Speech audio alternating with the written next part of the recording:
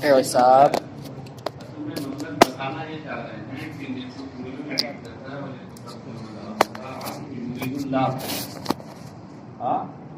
اور معطوف علیہ ایک حکم میں ہوتے ہیں، تو لتکمل العدہ ولتکبر اللہ، یہ تو علت ہے ایک حکم کی، تو اس کا عطف تو یرید اللہ بکم اليسرا ولا یرید بکم العسرا اس پر اس وقت صحیح ہوگا جب وہ بھی علت ہو۔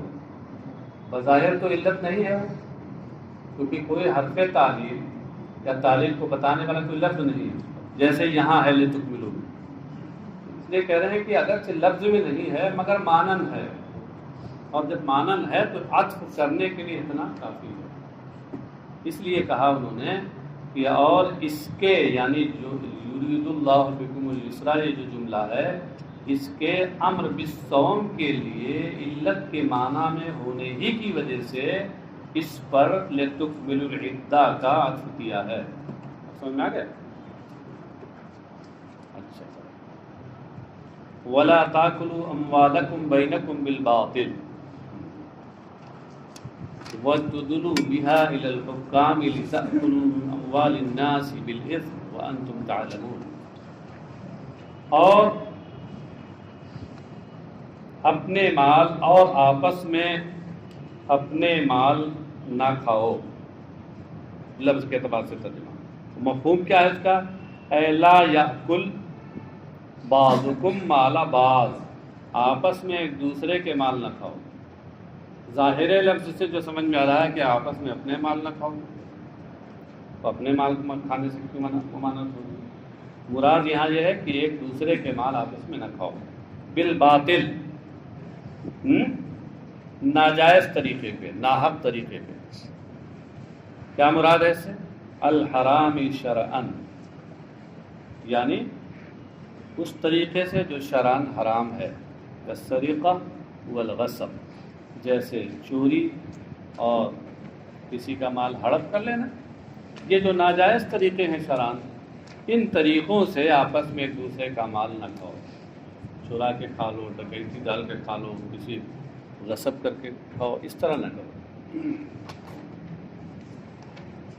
وَتُدْلُوا بِهَا إِلَى الْحُكَّامِ، تدلو سے پہلے لا نکال کر یہ اشارہ کیا کہ تدلو کا عطف یہ تاکلو پہ ہے، لا تاکلو ولا تدلو، اور تدلو یہ ادلا یدلی ادلان سے، باب افعال سے۔ ادلا یدلی ادلان کا اصل معنی جو لغوی معنی ہے وہ کیا ہے؟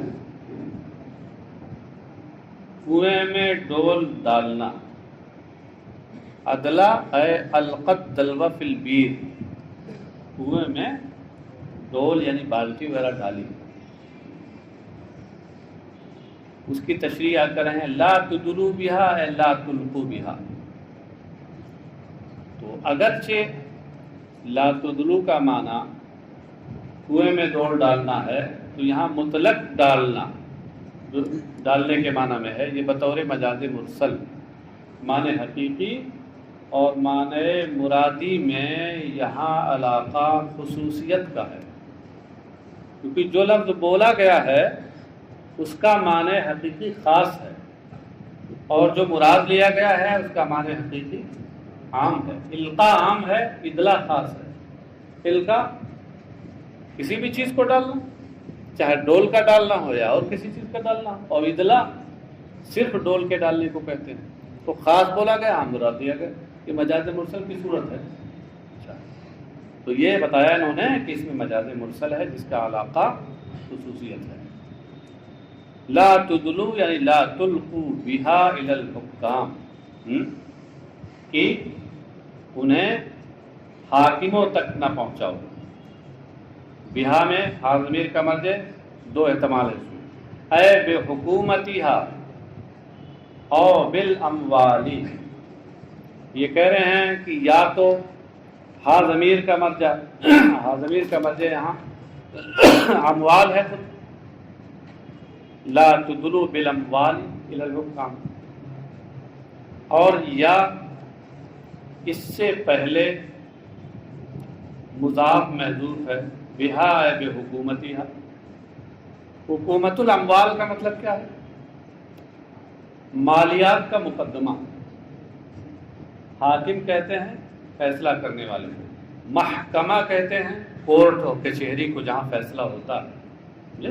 محکمہ کورٹ، المحکمۃ العلیہ سپریم کورٹ، المحکمۃ العالیہ ہائی کورٹ، المحکمۃ السفلی لوور کورٹ، ہے نا. تو حکومہ وہ مقدمہ جو کورٹ میں پہنچتا ہے اس کو کہتے ہیں. تو اب ترجمہ دیکھیے، اور اس کو حاکموں تک نہ پہنچاؤ، یعنی اپنے مالوں کا مقدمہ حاکموں تک نہ پہنچاؤ. یہ اس صورت میں ہوگا جب ہا ضمیر سے پہلے مضاف حکومت مقدر ہو، اور اگر خود ہا ضمیر کا مرجع اموال ہو تو اس صورت میں مطلب ہوگا کہ اور بطور رشوت اپنے مال حاکموں تک نہ پہنچاؤ.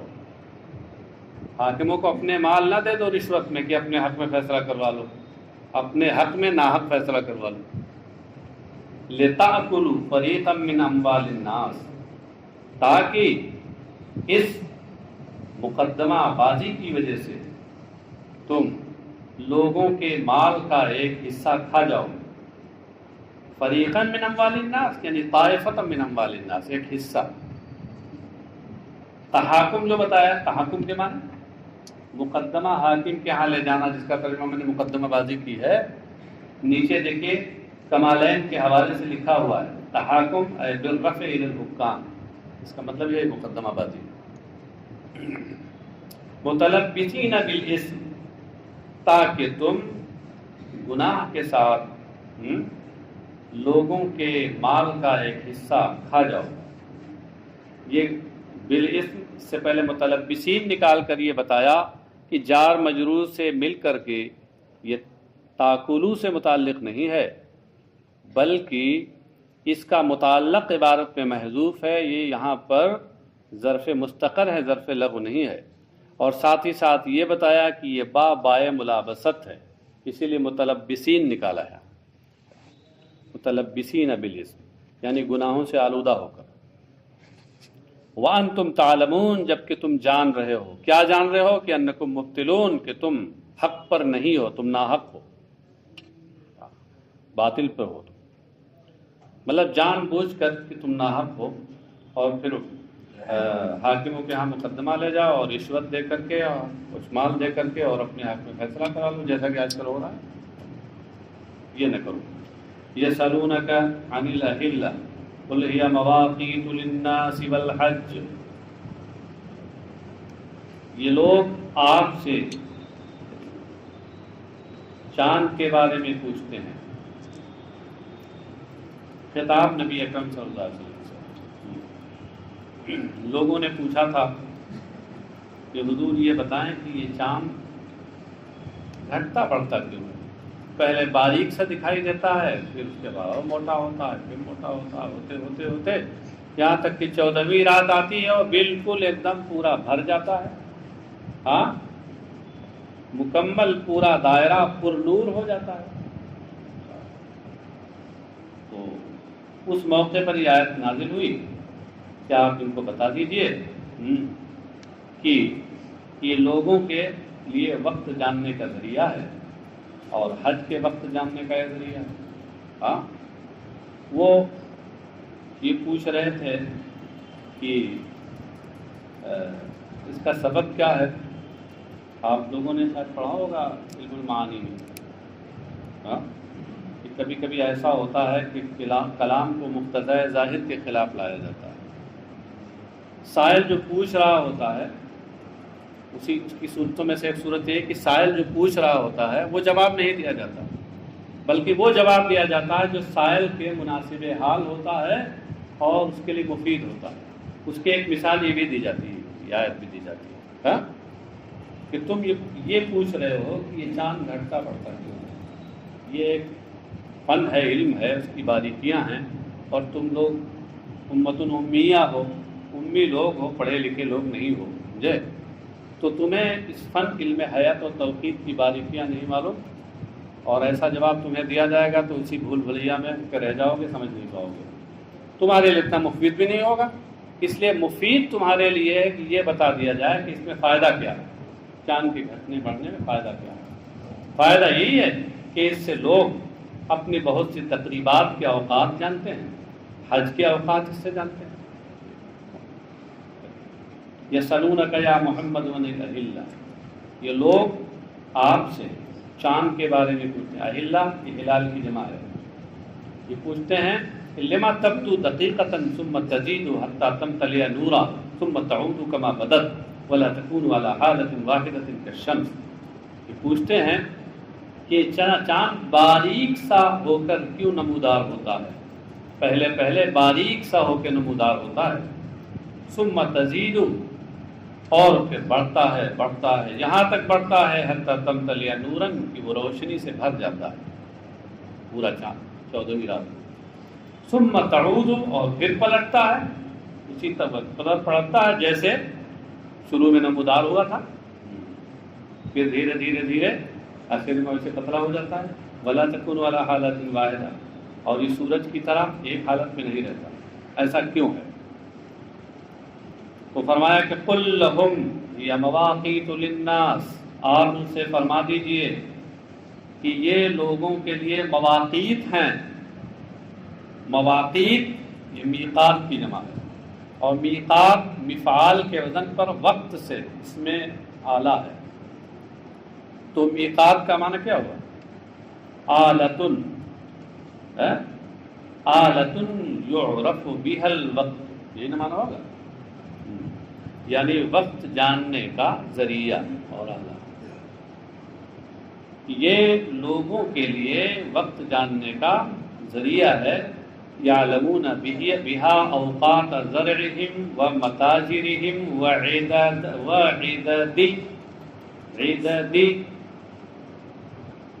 کتابت کی غلطی ہے، عدت لکھ دیا ہے۔ حاشیہ نمبر 8 دیکھیے، حاشیہ نمبر 8 میں ہے، ہاں 8 نہیں، ہاں 8 میں ہے، دیکھیے فإنه معطوف على زرعهم كقوله وعدد نسائهم، اور آگے اور وضاحت کی وعدد نسائهم بکسر العین جمع عدہ، تو کتابت کی غلطی، عدت نہیں ہے، عدد ہے، عدت کی جمع۔ ہاں اس کے ذریعے لوگ اپنی کھیتی، اپنی تجارتوں اور اپنی عورتوں کی عدتوں اور روزہ رکھنے اور روزہ چھوڑنے کے اوقات جانتے ہیں، کب روزہ رکھنا ہے اور کب روزہ نہیں رکھنا ہے۔ والحج عطف علی الناس، حج کا عطف ناس پر ہے، یعنی مواقیت للناس و مواقیت للحج، یہ الناس پر معطوف ہے، یعنی یعلم بها وقتہ، وقت الحج، اس کے ذریعے حج کا وقت جانا جاتا ہے۔ فرمایا کہ فلو استمرت علی حالۃ واحدہ لم یعرف ذالک، تو اگر یہ چاند ایک ہی حالت پہ رہتا تو اس سے یہ چیز معلوم نہ ہو پاتی۔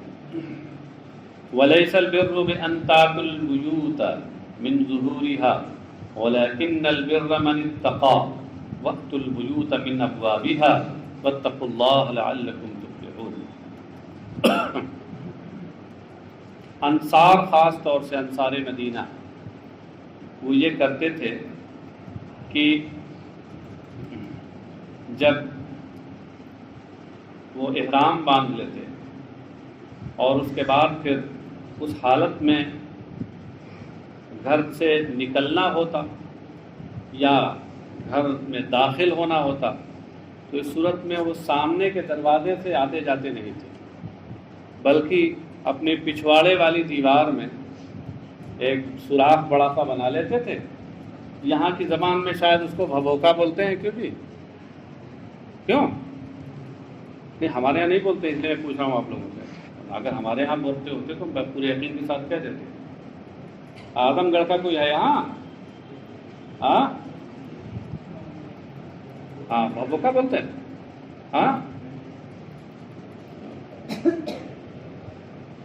اچھا، ایک صاحب نے تو بتایا تھا مجھے۔ بہرحال چلیے، بڑا سا سوراخ، وہ بڑا سا سوراخ کر لیتے اور اسی سے آتے جاتے، سامنے دروازہ ہے آگے، اس سے نہیں آتے جاتے۔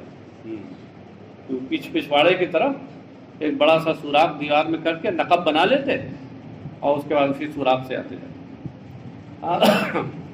تو جب نبی اکرم صلی اللہ علیہ وسلم کو معلوم ہوا اس موقع پر یہ آیت نازل ہوئی کہ وَلَيْسَ الْبِرُّ بِأَن تَأْتُوا الْبُيُوتَ مِن ظُهُورِهَا، اور نیکی کا کام یہ نہیں ہے کہ تم گھروں میں اپنے پچھواڑے کی طرف سے آؤ۔ ظہورها ظہور البیوت، ظہور البیوت کا مطلب کیا ہے؟ گھروں کی پچھلی دیوار، پچھواڑا جس کو بولتے ہیں، احرام کی حالت میں۔ بِأَن تَنْقُبُوا فِيهَا نَقْبًا تَدْخُلُونَ مِنْهُ وَتَخْرُجُونَ وَتَتْرُكُوا الْبَابَ، اس طور پر کہ گھر میں تم نقب لگا لو، سوراخ کر لو اور اس میں سے گھر میں آؤ جاؤ اور دروازے کو چھوڑ دو۔ یہ نیکی کا کام نہیں ہے۔ کہتے ہیں وَكَانُوا يَفْعَلُونَ ذَلِكَ وَيَذْمُونَهُ بِالرَّاء، یہ لوگ خاص طور سے انصار مدینہ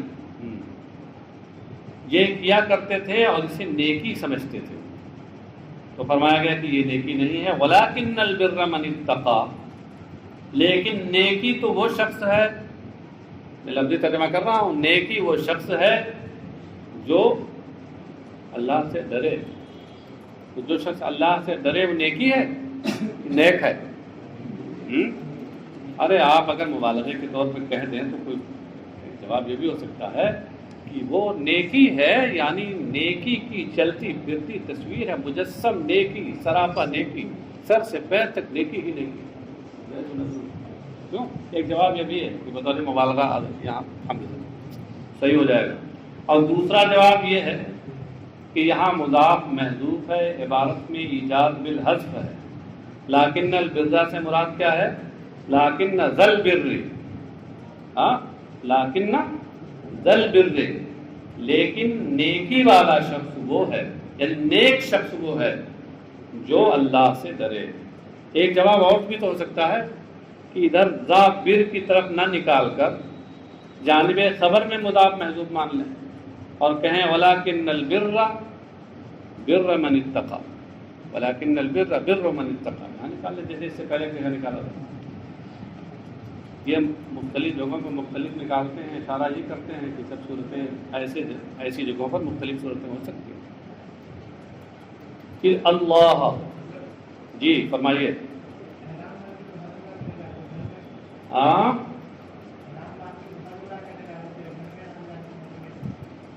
مدینے سے احرام باندھ لیتے تھے، وہ مدینے سے جو لوگ چلتے ہیں تو اہل مدینہ کا جو میقات ہے ان کی بالکل قریب ہے، مدینے سے جیسے نکلیے قریب ہی میں ہے، تو مان لیجئے وہاں باندھ لیا اور باندھنے کے بعد کوئی ضرورت پیش آئی تو گھر چلے گئے۔ تو آپ اس وقت جب جاتے تھے تو دروازے سے نہیں جاتے تھے، پیچھے نقب لگا کے اس میں گئے اور پھر نکلے۔ یہ مطلب بلا وجہ کیوں جائیں گے؟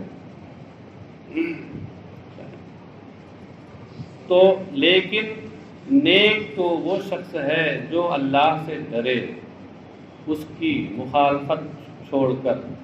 اللہ سے ڈرے مطلب یہ ہے کہ اللہ کے حکم کی مخالفت نہ کرے، یہ بائے تصویر ہو تو۔ وَأْتُوا الْبُيُوتَ مِنْ أَبْوَابِهَا فِي الْإِحْرَامِ كَغَيْرِهِ، اور کہہ رہے ہیں کہ اور گھروں میں ان کے دروازے سے آؤ، حالت احرام میں گھروں میں ان کے دروازوں سے آؤ جیسے احرام کے علاوہ والی حالت میں۔ غیر ہی میں ضمیر کا وجہ احرام ہے کا غیر الاحرام، یعنی جیسے جب تم حلال ہوتے ہو، احرام نہیں باندھے ہوتے ہیں، اس طرح اپنے دروازوں سے اس وقت اپنے دروازوں سے آتے ہو، تو ایسے ہی احرام کی حالت میں بھی اپنے دروازوں سے آؤ۔ واتقوا اللہ، اور اللہ سے ڈرو، لعلکم تفلحون، تاکہ تم کامیاب ہو، تفلحون یعنی تفوزون، ترجمہ کر دیا اس کا۔ اچھا صاحب آگے آیت آ رہی ہے کہ وَقَاتِلُوا فِي سَبِيلِ اللَّهِ الَّذِينَ يُقَاتِلُونَكُمْ وَلَا تَعْتَدُوا إِنَّ اللَّهَ لَا يُحِبُّ الْمُعْتَدِينَ۔ اس کی شان نزول بتا رہے ہیں۔ شان نزول بہت واضح ہے، ترجمے سے واضح ہو جائے گی۔ وَلَمَّا صُدَّ صلی اللہ علیہ وسلم عَنِ الْبَيْعِ عَامَ الْحُدَیبِیَّةِ وَصَالَحَ الْكُفَّارَ عَلَىٰ أَنْ يَعُودَ الْعَامَ الْقَابِلَ، عامہ مت پڑھیے گا، میم کو مخفف پڑھیے گا، عام نہیں ہے جو خاص کا مقابل ہے، عامہ ہے، اس کی جمع اعوام آتی ہیں، عین واو میم اس کا مادہ ہے۔ العام القابلہ، وَيُخَلُّ لَهُ مَكَّةَ ثَلَاثَةَ أَيَّامٍ وَتَجَهَّزَ لِعُمْرَةِ الْقَضَاءِ وَخَافُوا أَلَّا تَفِيَ قُرَيْشٌ وَيُقَاتِلُوهُمْ وَكَرِهَ الْمُسْلِمُونَ قِتَالَهُمْ فِي الْحَرَمِ وَالْإِحْرَامِ وَالشَّهْرِ الْحَرَامِ نَزَلَ. تو کہتے ہیں یہ آیت کب نازل ہوئی؟ جب نبی اکرم صلی اللہ علیہ وسلم کو حدیبیہ والے سال یعنی صلح حدیبیہ والے سال بیت اللہ شریف سے روک دیا گیا اور آپ نے کفار مکہ یعنی قریش سے بات پر صلح کی کہ وہ آپ آئندہ سال تشریف لائیں گے، دوبارہ آئیں گے اور یہ لوگ 3 دن کے لیے مکہ آپ کے لیے خالی کر دیں گے. مکہ خالی کر دینے کا مطلب یہ ہے کہ کعبہ شریف اور حرم وہ جو حصہ جو قریب کا ہے اس میں یہ بالکل نہیں آئیں گے 3 دن تک. وَتَجَهَّزَ لِعُمْرَةِ الْقَضَاءِ اور نبی اکرم صلی اللہ علیہ وسلم نے اگلے سال عمرہ قضا کی تیاری کی. تجہز باب تفاعل سے پہلے ماضی ہے، کیونکہ اس سال صلح ہو گئی تھی تو واپس چلے گئے، تو اگلے سال پھر عمرہ قضا کے لیے تشریف لائے. وَخَافُوا أَلَّا تَفِيَ قُرَيْشٌ اور اب مسلمانوں کو اندیشہ ہوا کہ قریش اپنا عہد و پیمان پورا نہ کریں، وَيُقَاتِلُوهُمْ اور ان سے جنگ کرنے لگے. یہ اندیشہ ہوا کہیں ایسا نہ ہو کہ قریش دھوکہ دیں، اگرچہ انہوں نے کہا ہے کہ 3 دن ہم مکہ آپ کے لیے خالی کر دیں گے، تو ہو سکتا ہے عہد و پیمان پورا نہ کریں اور جنگ کرنے لگے. وَكَرِهَ الْمُسْلِمُونَ قِتَالَهُمْ اور مسلمانوں کو ان سے حرم میں حالت احرام میں اور شہر حرام میں جنگ کرنا ناپسندیدہ تھا. یعنی مسلمان نہیں چاہتے تھے کہ حالت احرام میں ان سے لڑیں، حرم میں ان سے لڑیں، اس ماہ محترم میں ان سے لڑیں. نازلہ تو پھر اس موقع پر یہ آیت نازل ہوئی کیا کہ وَقَاتِلُوا فِي سَبِيلِ اللَّهِ الَّذِينَ يُقَاتِلُونَكُمْ اور اللہ کی راہ میں تم جنگ کرو، جہاد کرو. اللہ کی راہ میں اس سے کیا مراد ہے؟ اے لِعِلَاءِ دِینِهِ یعنی اللہ کے دین کی سربلندی کے لیے تم جہاد کرو ان لوگوں سے جو تم سے جنگ کریں. من الکفار، من الکفار میں من بیانیہ ہے، الذین کا بیان ہے.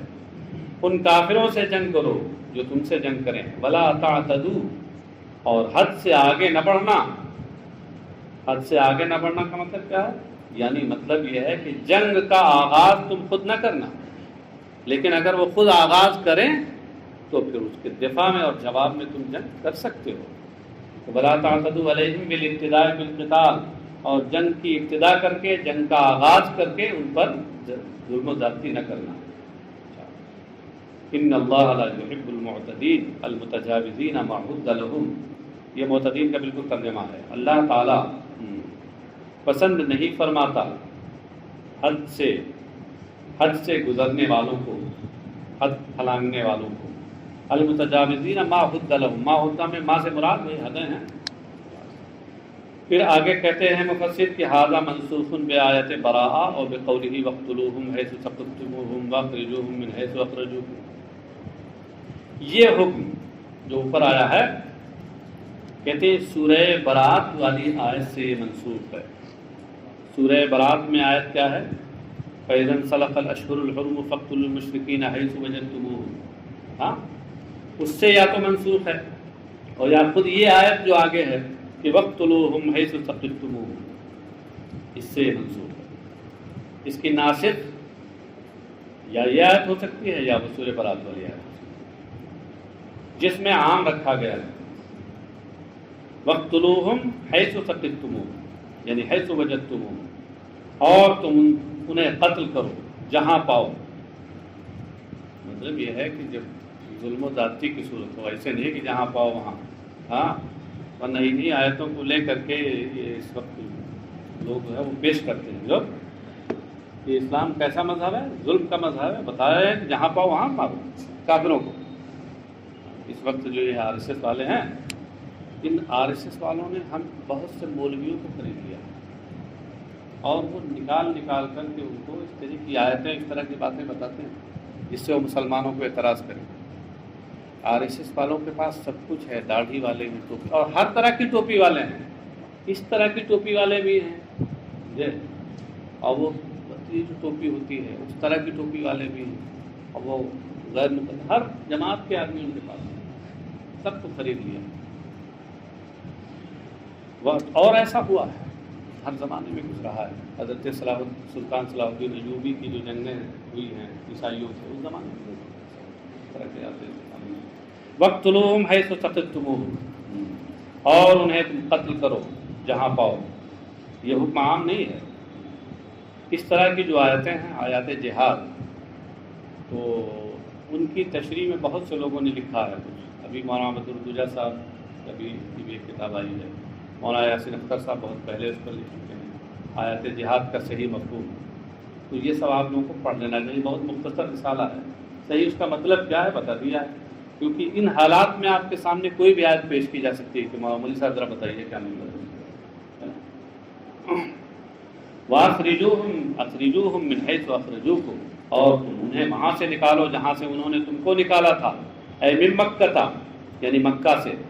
یہ من مکہ میں من بیانیہ، اور مکہ یہ حیثو کی تفسیر ہے، حیثو، کیونکہ حیثو ظرف مکان ہے، اسی کی تفسیر ہے۔ وہاں سے مکہ سے انہیں نکال باہر کرو جہاں سے انہوں نے تم کو نکالا تھا۔ آگے مفسر کہتے ہیں وَقَدْ فُعِلَ بِهِمْ ذَلِكَ عَامَ الْفَتْحِ، اور فتح مکہ کے ساتھ ان کے ساتھ یہ کیا گیا، فتح مکہ کے ساتھ سال ان کے ساتھ ہی کیا گیا۔ مطلب یہ ہے کہ جو لوگ ایمان لے آئے تو وہ تو خیر مسلمان ہو گئے، اور جو نہیں ہے تو پھر ان کو وہاں سے جلا وطن ہونا پڑا۔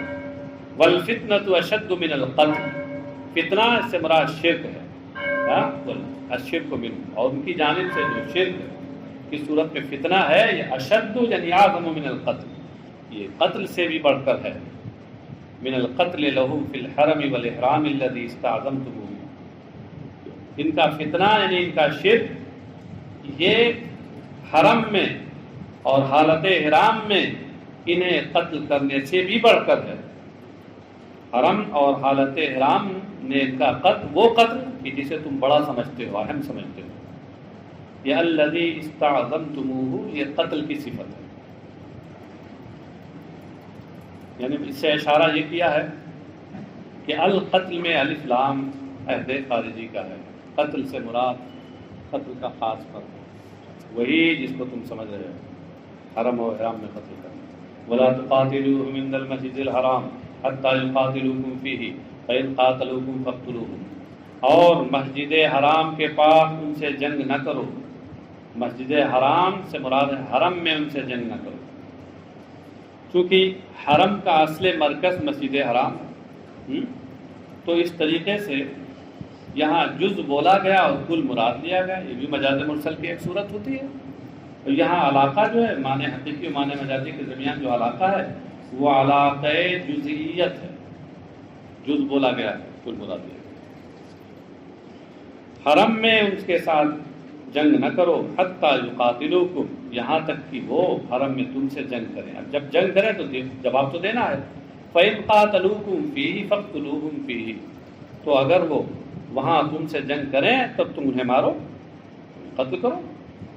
اب یہاں قرات کا اختلاف بتا رہے ہیں، کہتے ہیں وفی قراءۃ بلا الف فی الافعال الثلاثہ، اور ایک قرات میں نیچے محشی نے لکھا امام حمزہ اور کسائی کی قرات میں یہ تینوں جو افعال ہیں ان میں بلا الف کے، لا تقاتلوہم حتی یقاتلوکم فإن قاتلوکم، ان سب میں الف کے بغیر، یعنی ترجمہ یعنی یوں ہوگی قرات کی ولا تقتلوہم حتی یقتلوکم فإن قتلوکم، بغیر الف کے۔